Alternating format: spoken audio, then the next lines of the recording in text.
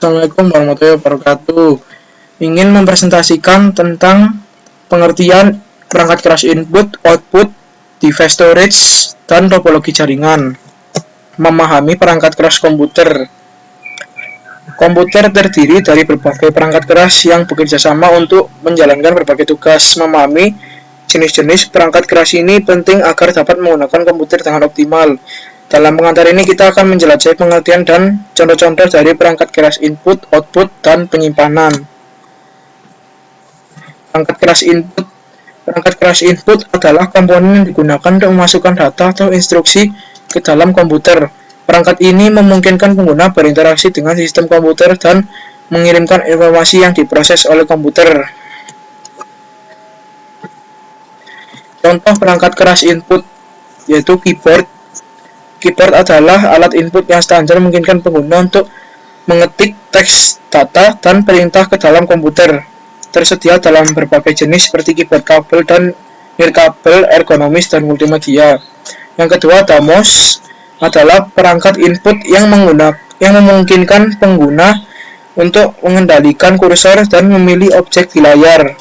Mouse dapat berupa optik, laser, dan trackball, serta tersedia dalam berbagai bentuk dan ukuran untuk kenyamanan. Yang ketiga, joystick. Joystick adalah perangkat input yang biasa digunakan pada komputer untuk mengendalikan gerakan dan tindakan dalam game. Joystick memiliki berbagai tombol dan ruas yang dapat dikonfigurasi sesuai kebutuhan game. Yang terakhir, tablet grafis. Tablet grafis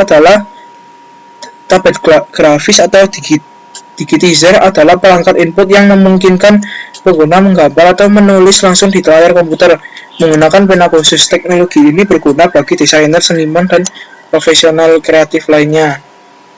Slide selanjutnya, perangkat keras output. Perangkat keras output adalah komponen yang digunakan untuk mengeluarkan atau menyajikan hasil pemrosesan data dari komputer kepada pengguna. Perangkat ini memungkinkan pengguna melihat, mendengar, atau merasakan informasi yang dihasilkan oleh komputer. Contoh perangkat keras output yaitu pertama, monitor. Monitor adalah perangkat output visual yang menampilkan teks, gambar, dan konten multimedia dalam bentuk digital. Teknologi monitor terus berkembang dari CRT hingga LCD, LED, dan OLED, menawarkan kualitas gambar yang semakin jernih dan tajam. Printer. Printer adalah perangkat output yang menghasilkan salinan cetak atau dokumen. Printer adalah perangkat output yang menghasilkan salinan cetak dari dokumen atau gambar digital. Tersedia berbagai jenis printer seperti inkjet, laser, dan 3D yang dapat mencetak dengan kualitas tinggi di berbagai media kertas. Yang ketiga, speaker. Speaker adalah perangkat output audio yang mereproduksi suara, musik, dan efek suara dari komputer. Speaker dapat berupa stereo, surround sound, atau speaker nirkabel yang memberikan pengalaman audio yang imersif bagi pengguna.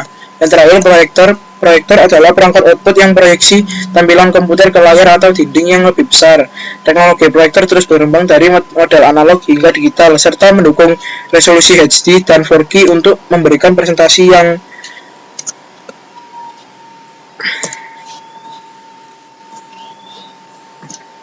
perangkat keras penyimpanan. Perangkat keras penyimpanan adalah komponen penting dalam komputer yang berfungsi untuk menyimpan data dan program secara permanen. Terdapat berbagai jenis perangkat penyimpanan mulai dari solid state drive SSD yang cepat dan hemat energi hingga hard disk drive HDD yang menawarkan kapasitas penyimpanan luas. Contoh perangkat keras penyimpanan pertama, solid state drive. SSD adalah perangkat penyimpanan yang menggunakan memori flash, memberikan kecepatan akses data yang sangat tinggi dan tahan guncangan. Yang kedua ada hard disk drive. Hard disk drive atau HDD adalah perangkat penyimpanan tradisional yang menggunakan piringan magnetik. Meskipun kecepatan akses lebih lambat, HDD dapat menawarkan kapasitas penyimpanan yang sangat besar dengan harga yang terjangkau. Yang ketiga, USB flash drive. USB flash drive adalah perangkat penyimpanan portable yang menggunakan memori flash. Ukurannya yang kompak dan mudah dibawa membuatnya ideal untuk menyimpan dan membawa data secara praktis. Yang terakhir, memory card. Memory card adalah perangkat penyimpanan berkapasitas kecil yang sering digunakan pada kamera digital, ponsel, dan perangkat portable lainnya tersedia dalam berbagai format seperti SD, micro SD, dan compact flash. Sekarang kita ke topologi jaringan materinya.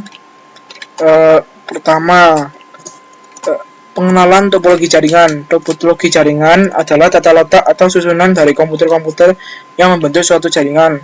Topologi ini menentukan bagaimana data akan mengalir dalam jaringan komputer. Pemilihan topologi yang tepat sangat penting untuk memaksimalkan kinerja dan keandalan jaringan. Pertama, topologi bus. Topologi bus adalah salah satu tipe topologi jaringan di mana semua perangkat terhubung satu kabel utama atau bus. Data dikirim melalui bus ini dan dapat diakses oleh semua perangkat yang terhubung. Topologi bus mudah diinstal dan cukup sederhana, namun kurang andal karena jika bus rusak, seluruh jaringan akan terganggu. Yang kedua, ada topologi ring. Topologi ring adalah jaringan di mana setiap komputer terhubung ke dua komputer lain untuk membentuk sebuah siklus tertutup.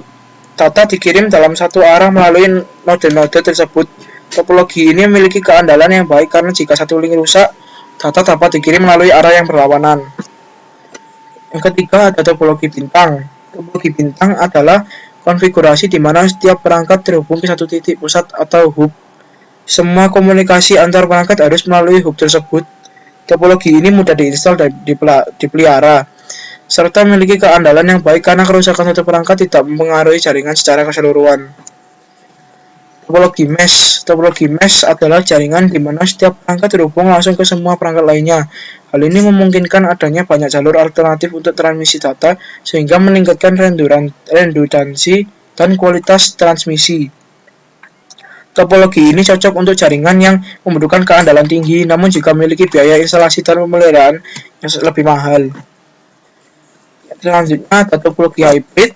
Topologi hybrid merupakan kombinasi dari beberapa topologi jaringan yang berbeda seperti bus, ring, dan bintang. Hal ini dilakukan untuk mengoptimalkan kelebihan masing-masing topologi dan meminimalisir kekurangan yang ada. Topologi hybrid memiliki fleksibilitas yang tinggi sehingga dapat disesuaikan dengan kebutuhan dan kompleksitas jaringan yang ada. Contohnya, sebagian komputer terhubung dalam topologi ring untuk menjamin keandalan, sementara komputer lain terhubung dalam topologi bintang untuk memudahkan manajemen jaringan.